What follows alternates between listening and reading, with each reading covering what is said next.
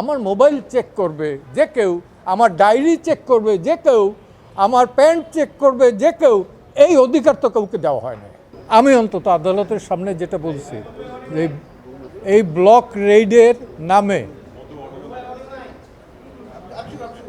৭১-এ আমরা দেখেছি যে পাক হানাদাররা দরজায় ঠক ঠক করতো এবং জিজ্ঞেস করতো যে মুক্তি আছে কিনা। আর ২০২৪ সালে দেখলাম যে দেশটা আমরা রক্তের বিনিময়ে ৩০ লক্ষ শহীদের রক্তের বিনিময়ে স্বাধীন করলাম, সেই দেশে ব্লক রেইড দিয়ে রাতের অন্ধকারে ২টা-৩টার সময় ঠক ঠক করে জিজ্ঞেস করে কোনো ছাত্র আছে কিনা।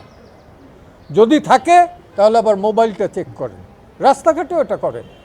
কোন আইনের বলে করেন, কোন অধিকার বলে করেন? মোবাইল চেক করার রাইট তো কারো নাই। It is absolutely personal affairs.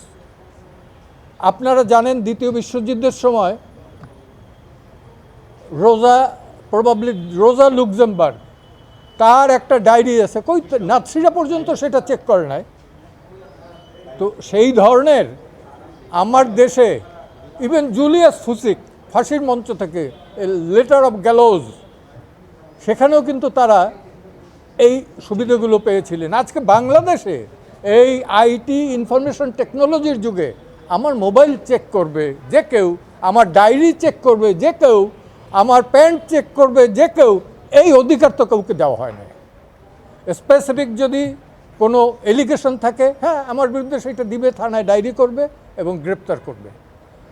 তো এইটার তো কোনো নেই। এবং এইখানে অ্যাপেলেট ডিভিশনের 54 এবং 167 রিমান্ড এবং 54-এ গ্রেপ্তার নিয়ে একটা সুনির্দিষ্ট নীতিমালা আছে। এই যে ডিবিতে নিরাপত্তার নামে নাকি রাখা হয়েছে, এইটা কোন আইনে? ডিবি কিভাবে রাখতে পারে নিরাপত্তা আইনে? ডিবির কোনো অধিকার নাই তাদের নিরাপত্তার জন্য রাখতে পারবেন। এবং এটাই ছিল আমার সাবমিশন। অন্য প্রশ্ন তুলেছে যে খাওয়ানোর পরে নিয়ে আবার ছবি তোলা হয়, কি বলতে চেয়েছে হাইকোর্ট? কি বলতে চেয়েছে? সেটা বলছে যে এইগুলো ফান। এটা কখন কি বলছে এক্স্যাক্টলি? ভাতের টেবিলে বসে ছবি তুলে এটা করেন, আপনি কি এটা মস্করা পাইছেন? ঠিক এই মস্করা ল্যাঙ্গুয়েজটা ইউজ করছে। তারপরে